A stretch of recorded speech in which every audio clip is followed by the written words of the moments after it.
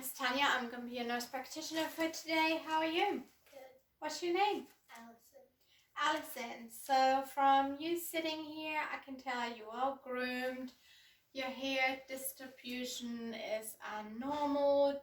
There's no trauma that I can see anywhere. Your skin looks good. Allison, do you know who the president is right now?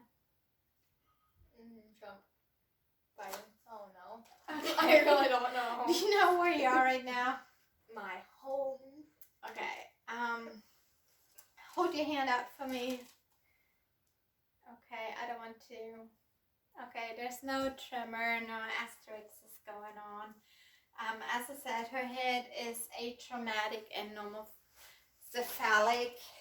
I'm going to start my assessment with, I did the head. As I said, there's no trauma, no lesions, no tenderness on the head anywhere. So I'm going to move on to the eyes. So I'm going to look, I'm going to have her actually look at a Snellen chart or a handheld chart. There's some letters on here. Allison, can you read these? ANPQ. Perfect. I'm going to have you follow this pen with your eyes only. Do not move your head. Cardinal, 6 cardinal areas of gaze intact. Allison, focus behind me. And then focus on the pen. Eyes are accommodating. I would usually use my ophthalmoscope and look into her eyes, look at the fundi, look at the AV ratio, arteries versus vein ratio, look at any pupil edema, any drainage, but there's none. The sclera is white, no redness, no stare, no nystagmus. Focus again on this pen. There's no rapid movement of the eye, no nystagmus, no lid lag. So moving on down to the nose. The nose seems to be symmetric. Septum is midline. Any tenderness? You can breathe okay? Perfect. And there's no swelling, no foreign objects, nothing in there. Also, there's no drainage, no discharge. The ears, I'm going to pull them up and out. Does that hurt? Okay, and then I would look into the ear. Again, no foreign objects, no tenderness. Do it on both sides. And feel right behind the ear, above the ear. Open your, okay, and also right here. I could move on to doing the Weber and the Rhine test. So if I had a tuning fork, I would place it on top of your head. You could hear the ringing and it would be more than likely lateral on both sides. And I place it behind your ear. You can hear the bone conduction to the ear conduction, bone conduction to the ear conduction, and the ear conduction should be longer than the bone conduction. Also do the whisper test.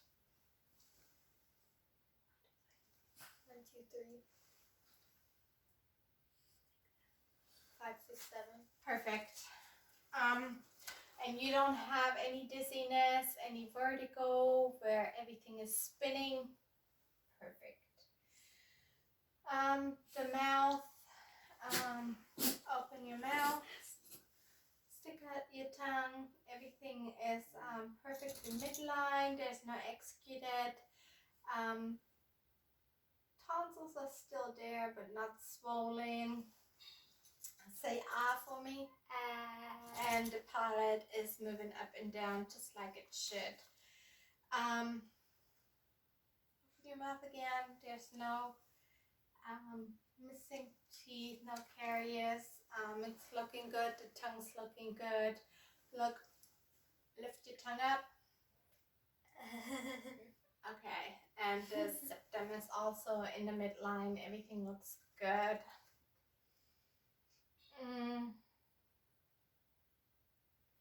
So moving on down to the neck. What'd you get there? I'm gonna feel for tenderness. Anything hurting? Okay. Now I'm gonna palpate your trachea and its midline. Okay.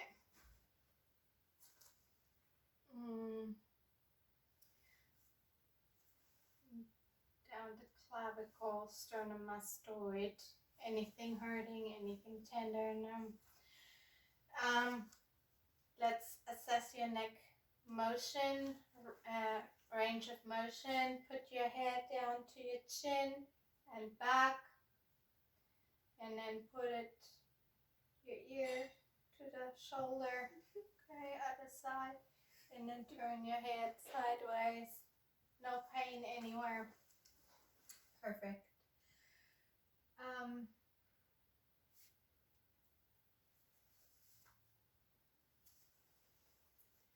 Okay, we're moving on down. There's no tenderness at the acromion. Clavicle is intact, all of that.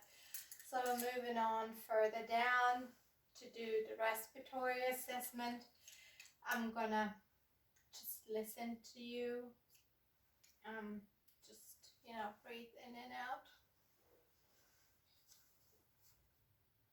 Take deep breaths in and out.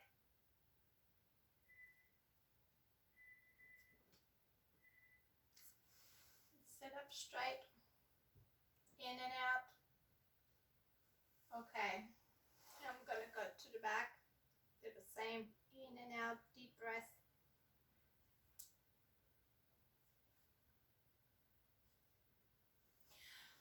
Okay, there's no bronchi, no wheezing, no rails going on. She does not use any accessory muscles. Chest wall movement seems symmetrical. All the build seems symmetrical. There's no flaring of tenares, any of that stuff. Also, let me see your fingers and your toes. So there's no cyanosis going on, no clubbing of the fingers. That means, there's no hypoxia going on.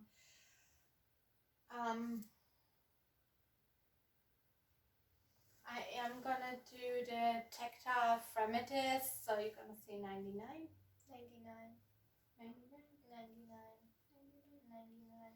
Okay, and then also from the back, 99, 99, 99, 99. Okay, what I'm assessing is the symmetry of the vibration, and everything seems to be okay.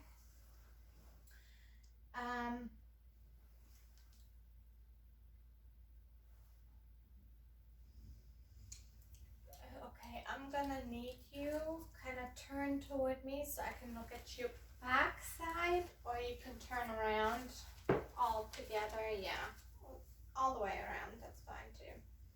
So with the respiratory, I am gonna assess the whispered pectoriliqui, which means she's gonna whisper, I'm gonna listen. If I hear it louder, then that means there's effusion going on.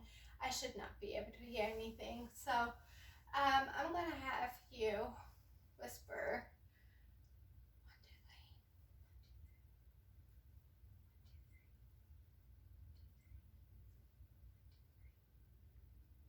3. Every time I place my stethoscope on you, you say it, right? Okay. Again, I should not be able to hear anything. If I would be hearing it, it would be any effusion. And then again, I'm gonna do egophony, which means I'm gonna have her say E. If I hear the E converting into A, it would also indicate a fluid problem. I right, go ahead, say E.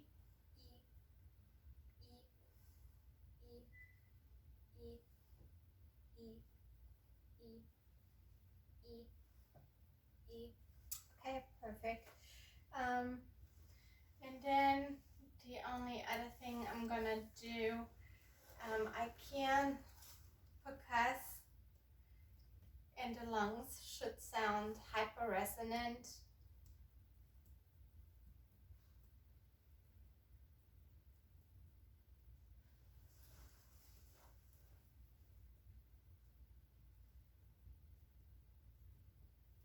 Okay, now I'm gonna have you take a deep breath in,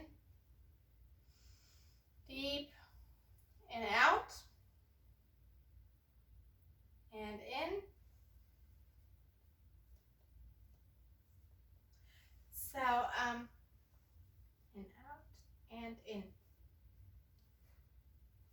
So, that expansion right here is called lung expansion and should only be between 2 and 4 centimeters. Again, lungs sound resonant. If there's dullness, that's over fluid, over organs or over ribs. If it's hyperresonant, that might indicate any fluid in there. All right, you can turn around. We're gonna assess the respiratory system. Now we're gonna do the cardiac system. So again, I am gonna listen to you. I'm gonna listen to your heart. We have 5 places. So it is the aortic, pulmonic, Erb's point, tricuspid, and the mitral apical area right down here. To best hear the heart, you can lay down and really lay to your right side.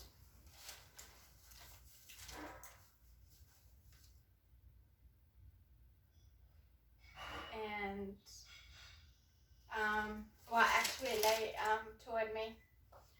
So I can hear the point of maximal impulse right beneath here, in the mid-clavicular 5th intercostal space, right in the apical area. That's where the heart sound is the strongest. And this position right here is called the lateral decubitus position. And in kids younger than her, however, sometimes you can hear S3 sounds. With her, there's no S3 sounds. In older adults, S3 sounds and adventition sounds are not normal.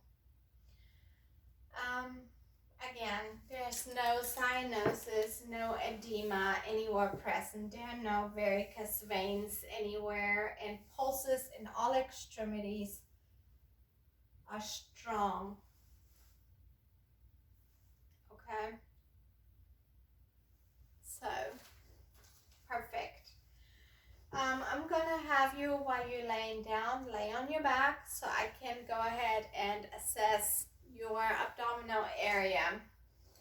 And what I'm gonna do first is I'm gonna look at it, inspect it, make sure there are no pulsations going on, especially over the aortic area right here, aorta. Everything looks good. I'm gonna listen one more time. First, I'm going to use my diaphragm and listen in the 4th quadrant, right upper, left lower, and right lower quadrant. I should hear stomach sounds, and then I'm also going to go ahead and listen with my bell, and I'm going to listen over the aorta, and I should not hear any harsh whooshing sounds. It should just be smooth sounding. I'm also going to listen over the renal arteries, the iliac arteries, and down here at the femoral arteries. And I'm going to do both.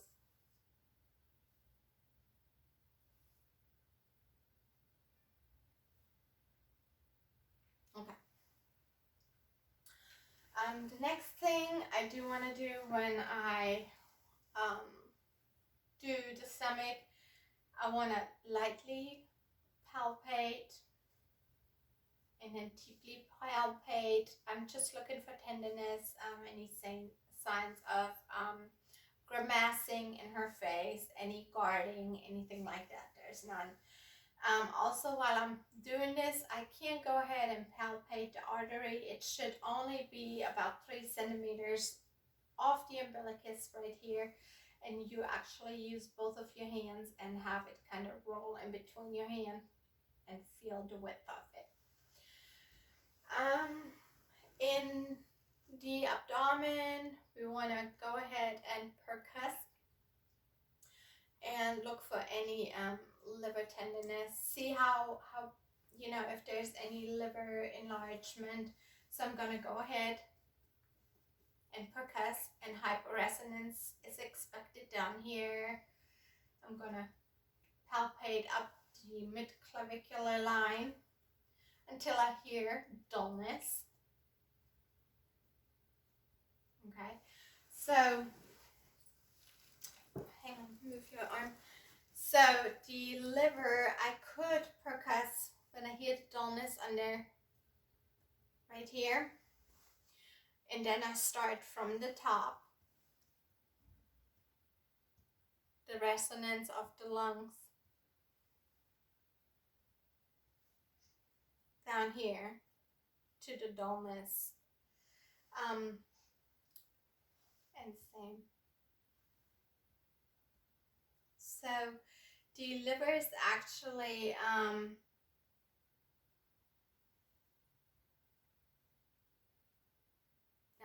about 5 centimeters down here in the midclavicular line, right underneath here. Once you have percussed it, you can also use palpation, deep palpation. Have the patient breathe in deeply. You can palpate in here.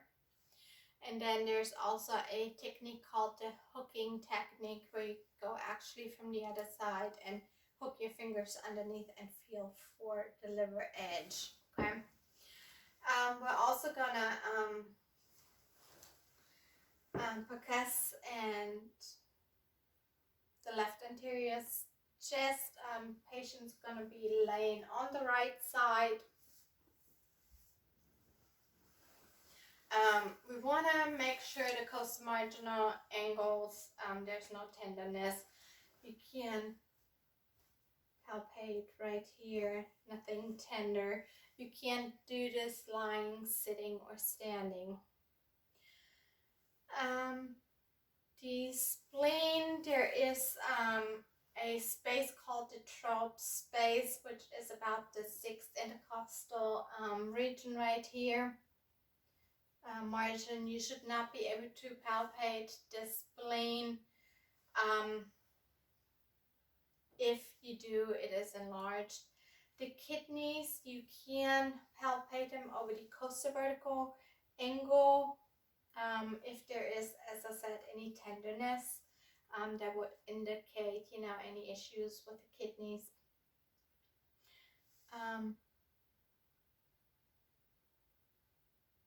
But again, you should not be able to palpate any of this one. Come on back up. We're not gonna do all this since we did that in the previous videos.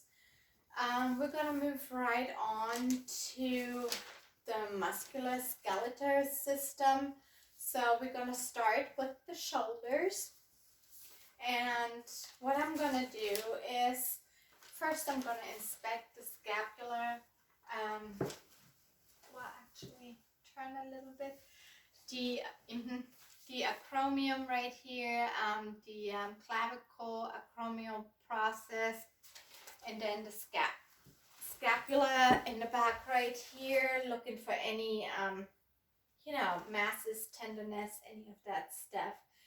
I'm gonna palpate up here to the cricoid process, greater tubercle, and back here to the biceps tendon. And I'm looking on both sides, and I'm just looking for tenderness or any swelling, any fluid, any of that stuff. Bend your arms back again, like I showed you earlier. And so this here, I can actually palpate the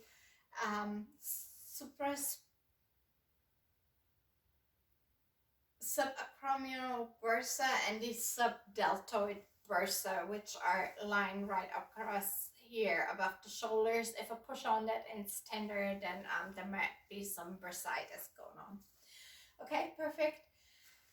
This way, if she's holding that, it's also, you can assess the sits ligaments, supraspinatus, infraspinatus, teres minor, and subscapulitis.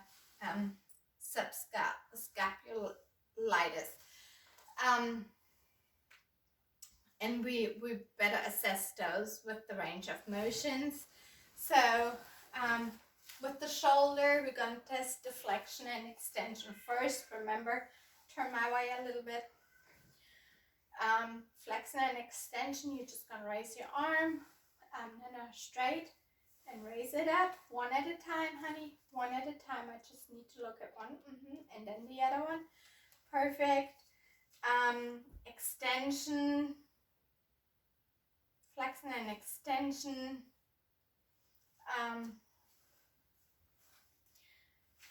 Abduction to the side and down and up.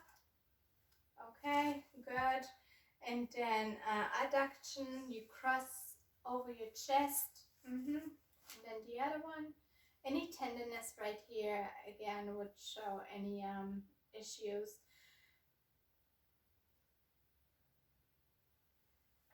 External rotation, you have the arm flexed to the shoulder like a fly swatter. Yeah, that's the, hold it up to the side like this. Yeah, and then up and down, that's the external rotation. And the internal rotation, try to touch your shoulder blade in the back with your hand. Okay, perfect. No tenderness and nothing going on. Perfect. To assess the acromioclavicular joint, again, you cross over with your arm above. Yep, over here. And then the other side, always do both sides. The Apley scratch test, remember? You go back here. And then the other side. Perfect. To assess the rotator cuff, you're gonna just raise your arm up and down. To assess the supraspinatus, it's the empty can test. Remember, you hold both hands in front of you to the side, and I'm gonna push and you won't let me.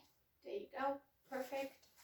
And then the drop arm test. Hold your arms to the side and lower them slowly down. Anybody with rotator cuff issues could not lower the arms slowly. They would just drop.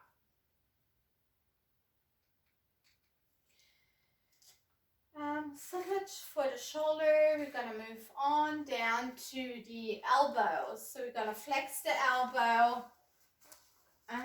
So I'm going to look at the medial and lateral epicondyles. They're out here. In the middle of it is the olecranon process. And then out here is the external surface of the ulnar. And I'm looking for any swelling, any nodules, any tenderness. Again, I'm just palpating over here. Perfect. I don't feel any fluid shifting in the process right here, and no tenderness. Again, the elbow, we're going to do flex and extension. We're going to check your range of motion. So you're going to go up and down flex and extend, and then you're gonna do this. Okay, pronation and supination. And again, no issues. Moving down to the wrist, we're gonna assess, of course, the wrist, the palms, the fingers, looking for any swelling, any nodules, any of these. We're gonna look at the hand joints. We're gonna palpate. We're gonna do the phalanges, looking for any tenderness, any swelling, any nodules. We're gonna do this on both sides. Okay, right here, any issues. And then again, we're gonna also palpate of the snuff box right here, this indentation right here. And then of course, we're gonna test the range of motion, up and down, wrist up and down, and to the sides. Okay, perfect, no issues. We're gonna move right along and get to the spine. With the spine, go ahead and stand up. I just wanna look at the cervical spine right here. Turn around so we can see. Can we see? Okay, so it looks all nice and straight. I'm gonna palpate starting up here, and I'm gonna palpate in between the thoracic and lumbar coves, the suprailiac, what is it? Spinal process. Let me see.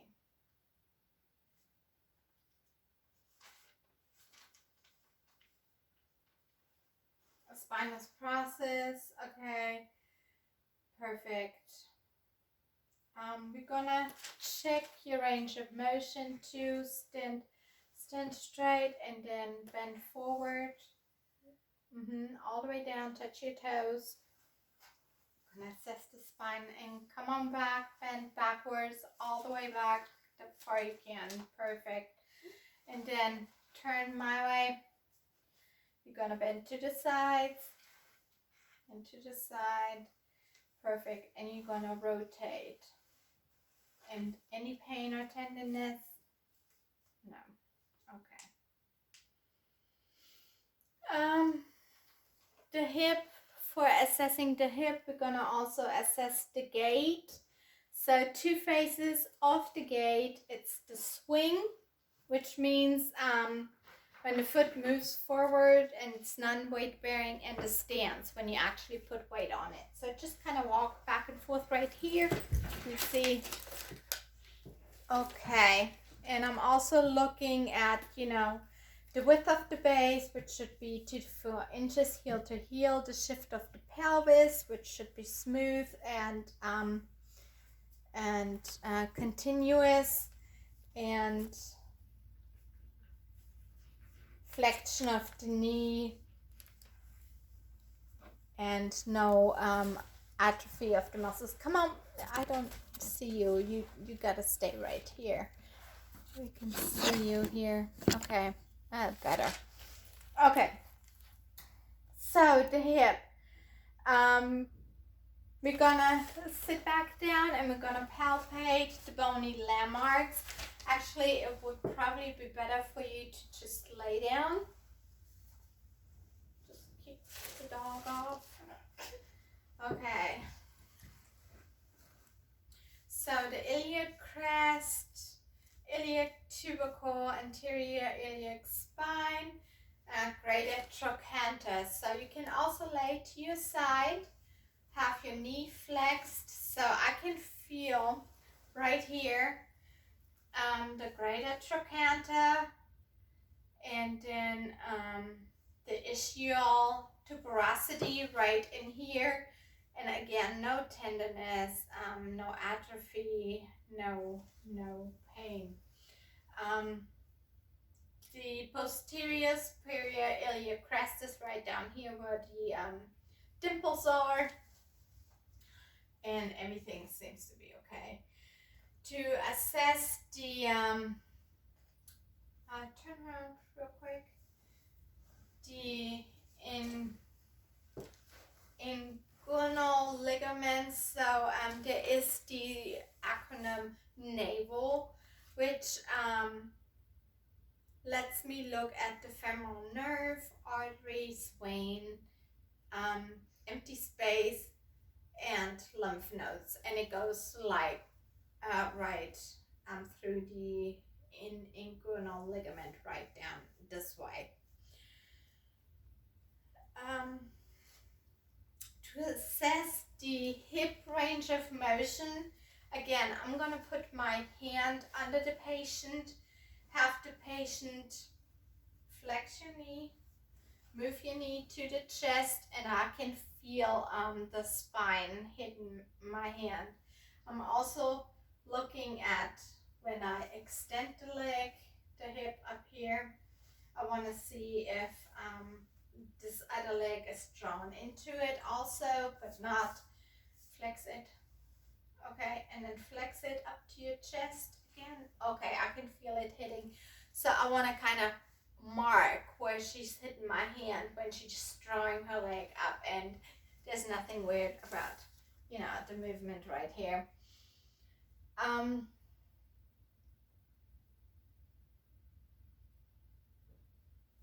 There are no deformities or anything that I can feel. Hip abduction and adduction. So abduction, again, we're just pulling the leg out. Adduction, drawing it in, and actually we're feeling with the hand on the opposite side to feel that clicking. Okay, and then again, adduction, abduction, adduction, abduction. Okay, perfect.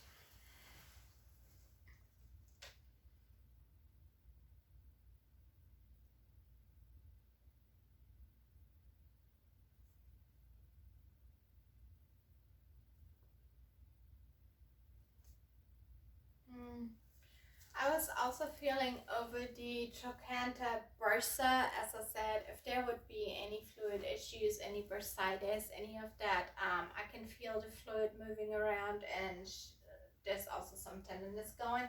However, none right here. All right, come on back up. We're gonna go from the hip to the knees. First thing I want to do is inspect the knee.